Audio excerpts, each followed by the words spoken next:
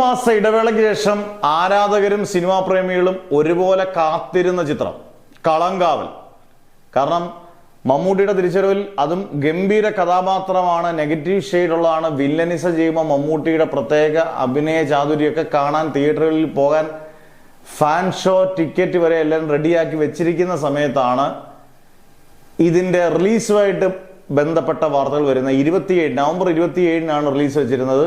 എന്തായാലും ഇപ്പൊ ഏകദേശം ഉറപ്പിച്ചിട്ടുണ്ട് നവംബർ 27 റിലീസ് മാറ്റി എന്നുള്ളത്, ജനുവരിയിലാക്കി റിലീസ്. കാരണം ഇലക്ഷനും ബാക്കിയുള്ള സിനിമകളും എല്ലാം ചാർട്ട് ചെയ്തേക്കുന്നതുകൊണ്ട് ഡിസംബറിൽ പറ്റത്തില്ല, ജനുവരിയിലാണ് റിലീസ് എന്നാണ്.